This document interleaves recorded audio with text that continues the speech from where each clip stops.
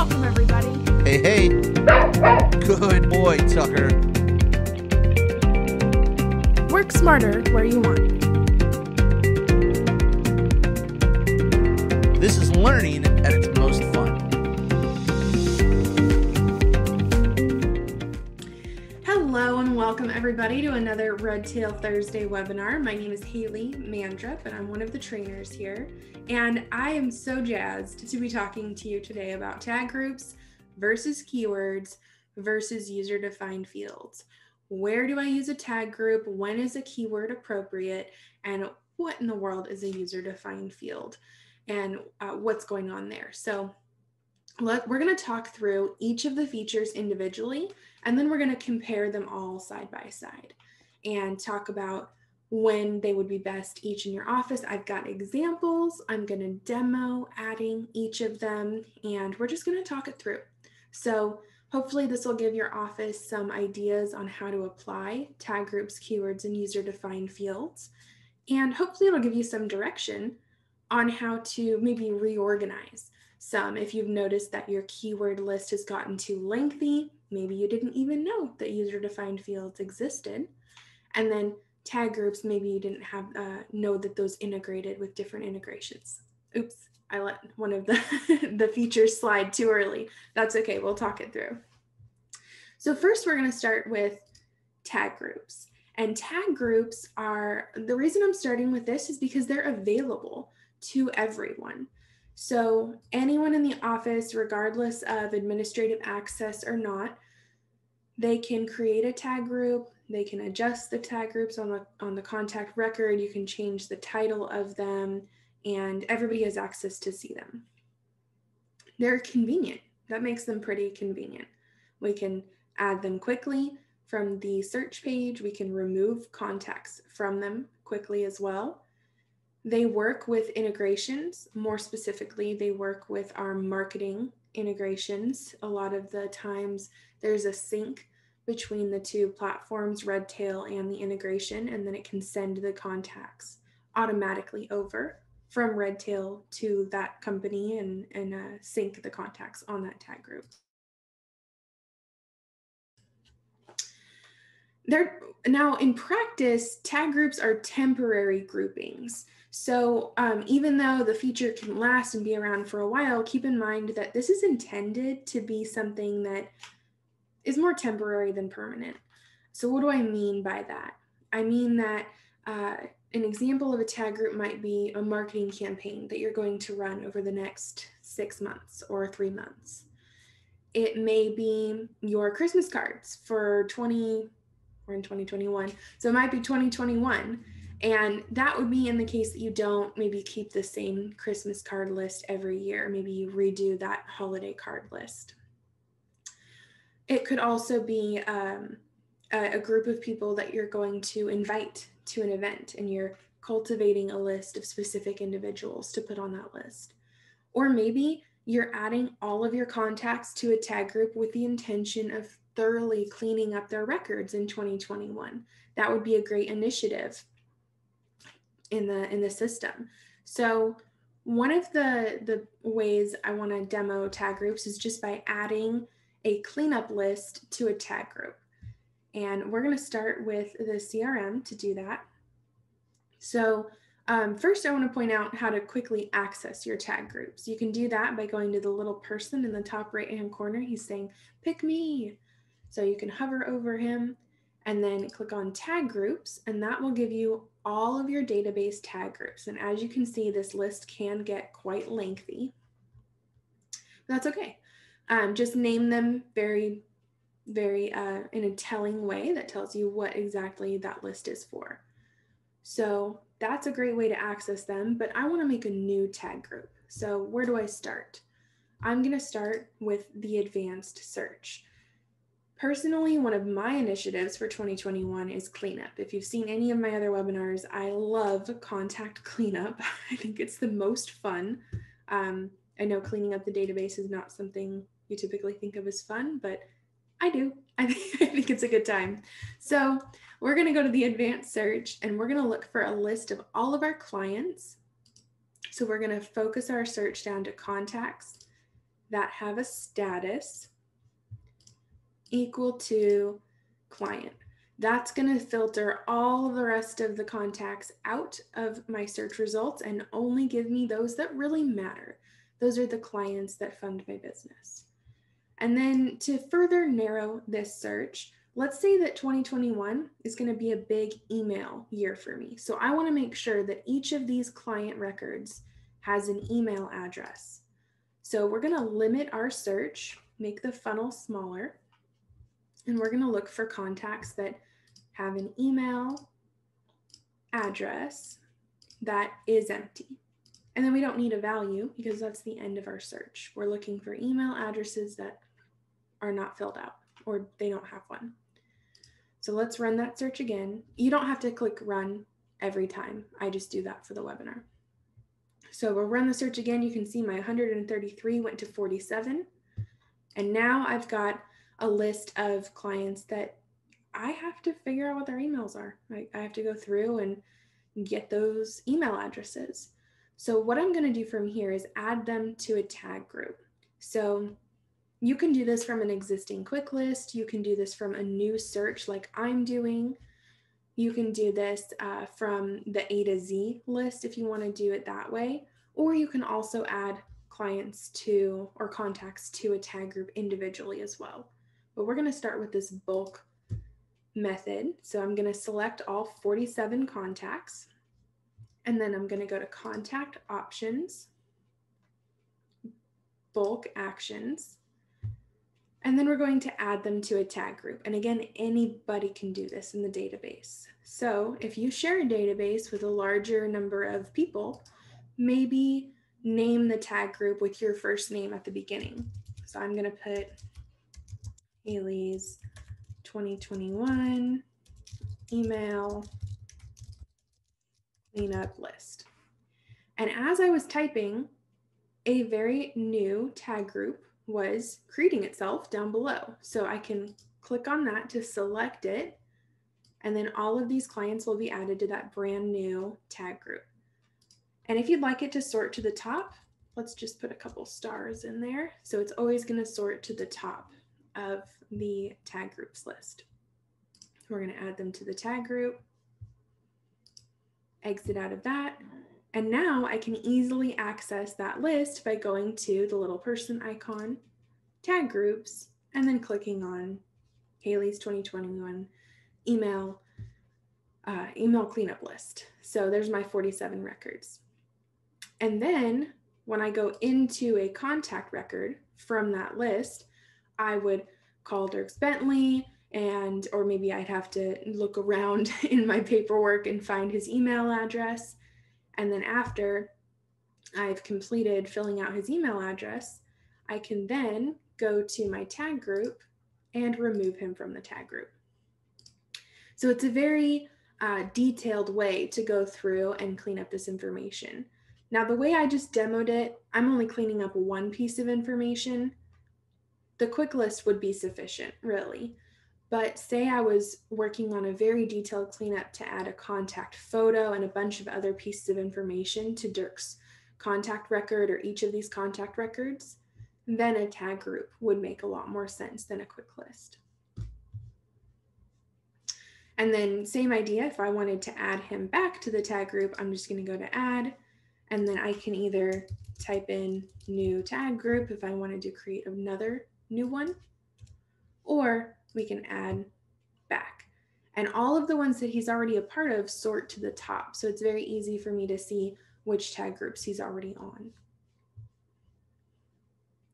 And then we save, and then he's back on that tag group list. Now, another way to get to your tag groups is under contacts and then lists and tag groups.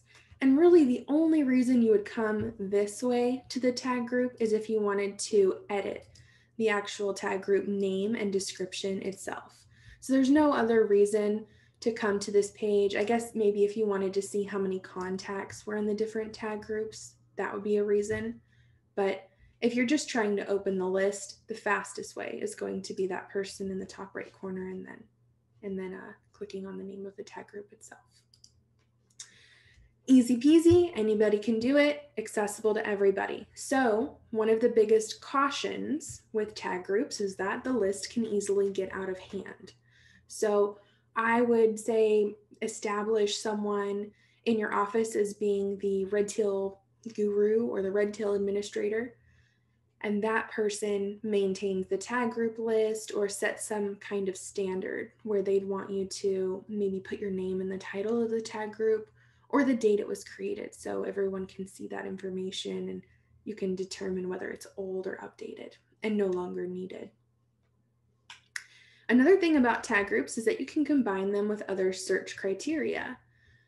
So say I was looking for all of my contacts on the advanced search page, and I brought up a tag group. So we're going to bring up tag group, tag equal to Haley's 2021 email cleanup list, and then I'm going to run it. But through the course of my cleanup, I realized that many of these contacts are actually spouses and they're not the heads of household. So now I can limit within this tag group and say, and family, head of household, equal to true. And that'll significantly limit my list to those 12 records. So maybe I'm only looking to correspond with the heads of the household. And then my cleanup is much easier going forward. And that can be combined with any number of search criteria to narrow down those results. And then quick view on the contact record, we covered that one. So that's tag groups in a nutshell. It's all of their benefits and ways to utilize them. We're going to switch gears for a second, and we're going to talk about keywords. Now, this is the biggest comparison I always get. What's the difference between tag groups and keywords? So let's take a second to just focus on keywords as a standalone feature.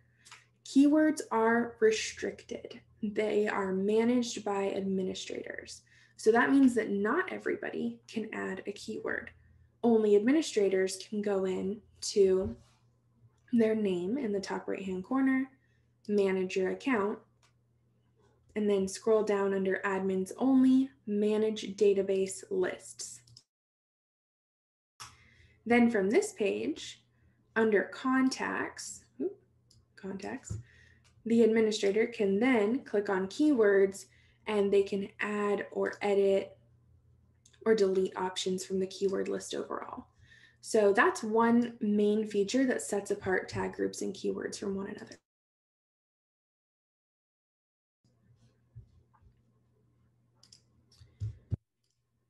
One other thing we've done here is we've added a little layer of organization to the keywords. So keywords are more permanent and historical, where tag groups are temporary. And one of the things Redtail recommends is to add a dash or an asterisk or an icon to the front of the most important keywords. So the most important keywords that we think you should have are what your business services are, because that's a way for you to be able to search contacts that maybe are life insurance clients, they are retirement clients, but they're not tax clients. So you can vary your search to bring up anybody who's on all of those lists. And then another way to organize it further down is by giving it some sort of front to the keyword. So admin dash cancels often, it kind of groups them all together. And keywords are anything that matter to your business. So maybe we want to make sure that some clients have wills on file or all clients have wills on file.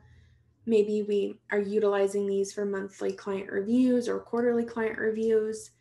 Or maybe we're trying to figure out who receives digital versus physical communications. There's lots of applications for your keywords. And this list can also get quite long. So that's why we would recommend that restricting that to administrative access. Just like tag groups, if we go to contacts in the advanced search, we can search for contacts that have a status equal to client, and then we can limit our search again and say, I only want those that are my retirement clients equal to retirement. but not tax clients. So we're going to limit our search again, but this time we're going to say contact keyword is not equal to tax client.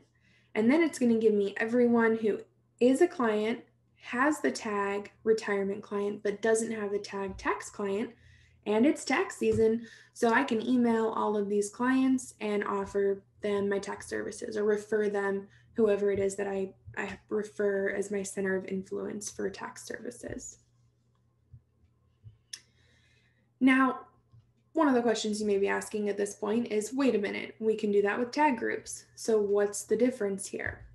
Keywords can also be exported out of the system into an Excel file so that you can compare in Excel a column of everyone who has retirement client, a column of everyone who has tax client, a column of everyone who has fee-based services, hourly services, who likes to golf, who likes wine, whatever it is. So that's a great visual that you can get with keywords out into Excel and then work with it further from there. So how do we do that?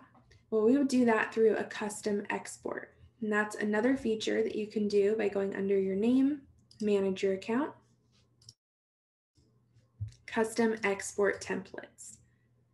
And then when we go in here, this is a way to build an Excel file that pulls out only the fields that you want. So I can name this custom export keywords. Whoa, keywords. And then I would want, first name and last name of all of the contacts that I select. And then if we scroll all the way to the bottom, keywords are an option here. So I could select all of the keywords if I wanted to see all of them, or we could just do select ones. And we'll get a column in Excel for each of these keywords so then I can compare and make sure everybody has a proper keyword and go from there. So tag groups are not available on this feature, and this is purely that admin controlled list for keywords. So after that, I would save the list. I can reorder the columns. Ooh, I'm not allowed to do that. We're going to do keywords, save that list. Let's try again. So we're going to put in the name keywords, first name, full name, and then we'll select just a bunch of keywords and then save it. And then now I could reorder the columns if I wanted to, save that list, and now it's available on my exports from the search page.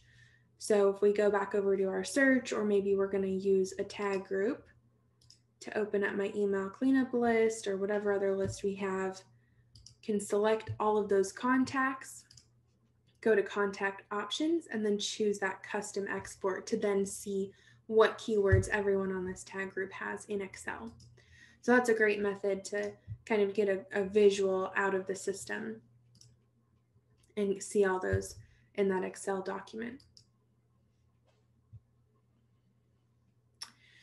So they are searchable, they are exportable, and they are permanent associations. Anything that's going to be like true of the contact for a long period of time. If they have pets, maybe that's something you want to be able to search for, is everyone in your office or every one of your clients that have pets, or maybe everyone that's interested in an event of some sort. Maybe that's golfing, or maybe it's those that want virtual meetings over in-person meetings.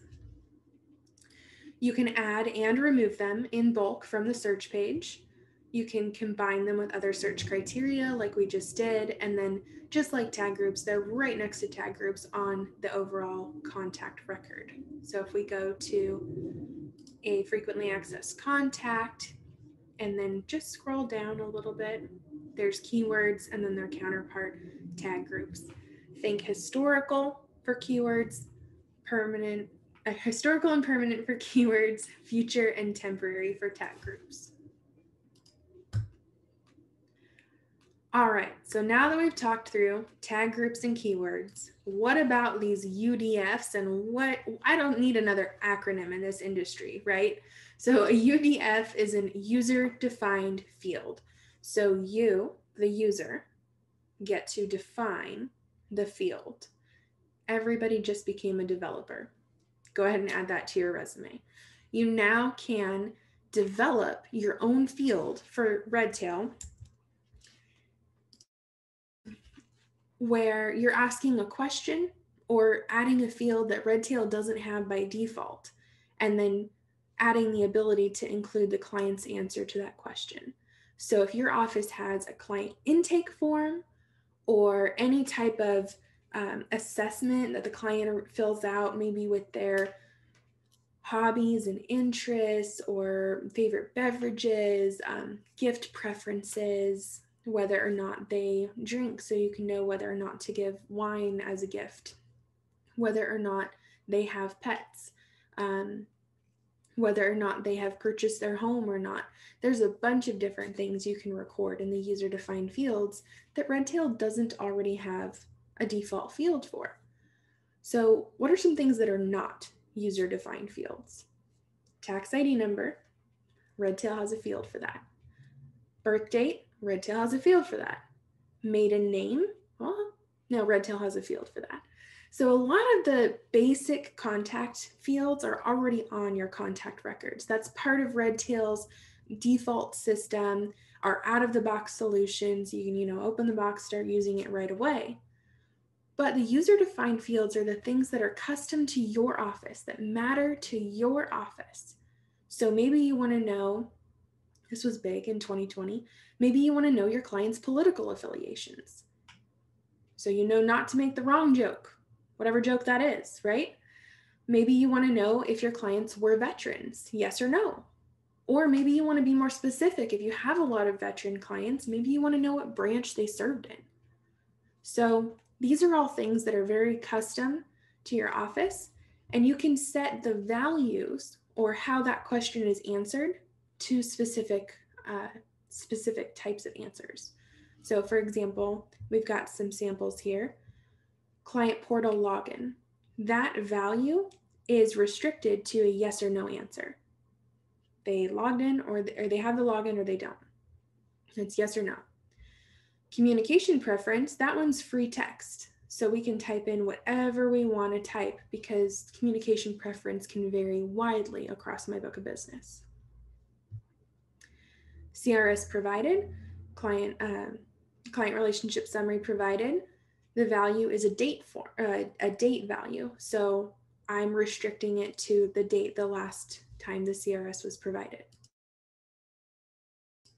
So let's check out some of these and how to create them. Just like keywords, these are restricted to administrators adding them to the database. So that's under our name, manager account. And then if we go under admins only, that's again on the manage database list page. But don't be fooled when you get to this page. Here's a tricky thing. User-defined fields exist on two levels. They exist on the account level and they exist on the contact level under contacts here. So there's a lot of flexibility with where these fields go and what information they contain. You can add them to either the account level, so maybe you want more information about a certain account, like how much the RMDs, the total RMDs need to be taken for that account for the year. Or maybe we keep track of it more high level on the contact record and add that user-defined field to the contact level. So don't be tricked. I know it's up top there, but it's also under contacts, and the contacts ones are the most popular. So then how do we add these user-defined fields? We're going to click add, and then we're going to name it, whatever it is. One of my favorites to demo, or a couple of my favorites to demo are alma mater, favorite coffee or favorite beverage would be a good one. Now, a lot of times there's a lot of answers to that question, but maybe your office only stocks the fridge with 5 to 7 options. So you're going to have favorite beverage.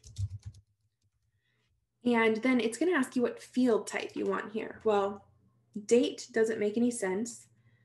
List of values might fit here. Number doesn't make any sense. True, false, yes or no, those just don't make any sense in these cases. So we're going to choose either list of values or any text. If I could make any recommendation, I would say avoid any text as much as you can, because that is allowing just a big text box for anybody to type an answer in, and it's not going to give the same answer. You're not going to get the same answer for many contacts. Now, there's plenty of situations where that is completely applicable. But with a favorite beverage, if your intention is to provide that beverage when they come in for a client review, my recommendation would be to restrict it to a list of values so that there's a finite number of options. There's a set number there that your office just has stocked on a regular basis. So and the default could be water. So we'll have water. We're going to have, I'm a big fan of Diet Coke. If you have Diet Coke, you probably have to have regular Coke, not Pepsi. They're different. And then maybe we'll have coffee here too, or maybe you'll have other beverages. And then we can save that list. We already have favorite beverage, so we're going to do preferred beverage. And now when I'm on a contact record, I can add this new field with that new value, and we can do it in bulk as well. So let's demo individually first, and then we'll go to in bulk. So let's go to contact record.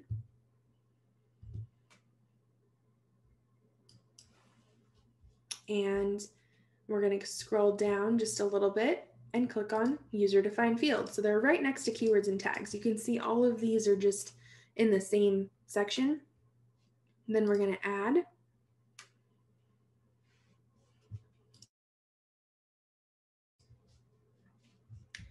And we're going to choose preferred beverage.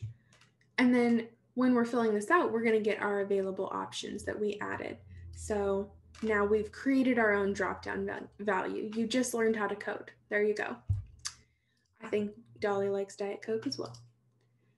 And we've added that value. Now say we've collected all of this information about all of our clients and we're filling it out in bulk, then we can open a tag group, or we can go to the search and fill out this information a little bit faster in bulk. So from these contacts, maybe I know that the default's going to be water. So at first, we're just going to give everybody the preferred beverage water.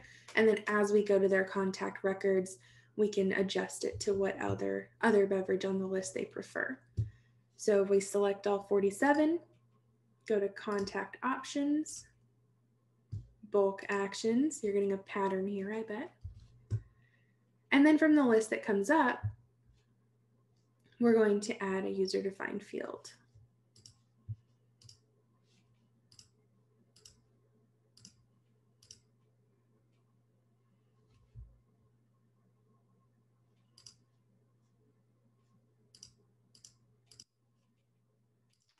All right, so we're going to load our list. We're going to select all 47 records, contact options, bulk actions. And then from that list that comes up, we're going to user defined field right here. It's our alphabetical list. And then a little box is going to come up where we can pick our preferred beverage. Now I know, and we're going to set that to water. And now I know that this field doesn't exist on any records because we just created it here and now, but you can also update values or overwrite existing values as well. So I recommend checking that if you're just adding it new, or you are actually overwriting other existing values. And that way, if you have this field on the contact record already, it's not going to add a second field. So for example, on Dolly's, she could have two preferred beverage fields. She could have water and coffee. So I know that she likes either water or coffee, and both are fine. And then we're going to assign that user-defined field. It's going to go to all those contact records. Now, the biggest difference with the user-defined fields than with tag groups and keywords is that they're not searchable. Why are they not searchable? It's because they're personal. They are very personal about the clients, and most of the time in practice, we don't need to search that information to invite them to an event or know anything about them in particular. But we can report on the contacts that have those fields. So if we go to reports on the left-hand side and then scroll down, there's an account user-defined field report and a contact user-defined field report. So I'm going to click on contact user-defined fields. All of the reports work the same. We can filter to a set field. We're going to do preferred beverage, contains, and let's do water, and we're going to get all 47 of the contacts that we had filled that out for. And then from here, if I did need these contacts on the search page to report on a PDF or export on Excel, or maybe I needed to send them all letters or invitations or generate a mail merge, or maybe I needed to adjust this field in bulk, you can get them easily over to the search page just by clicking search, and that'll jump them over to the search, and then you can work with them from there. So there is a way to the search, even though they are not strictly searchable. All right, so we've talked about tag groups, we've talked about keywords, we've talked about user-defined fields. They're all quick view on the contact record.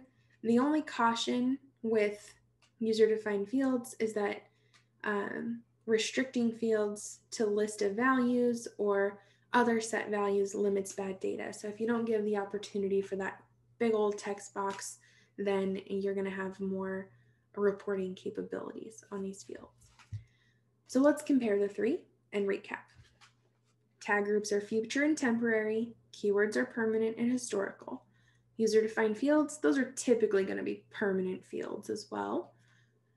Tag groups are simple labels, as are keywords, yes or no, but user-defined fields are like question and answer time. That's where we can ask complex questions and get complex answers. What's the client's pet's names? Malcolm and Leonidas. And then when the client comes in after a quick peek at their contact record, you get to say, hey, how are Malcolm and Leonidas doing? And their eyes are just totally boggled. They're like, how did you remember my pet's names? And you don't have to tell them it was your CRM. Tag groups and keywords are only at the contact level. User-defined fields are at the contact or the account level. So maybe we're keeping track of commission amount or specific R&D information at that account level. Tag groups are quick access, but tag groups and keywords are searchable. But keywords and user-defined fields are exportable and reportable. But tag groups work with integrations. And then what are some examples of all three of those and when might you use them? Thanks so much for joining us today for this particular session. If you have any questions, please don't hesitate to give us a call at 800-206-5030, option 3 for support, or just shoot us an email over to support@redtailtechnology.com. Thanks a lot and have a great day.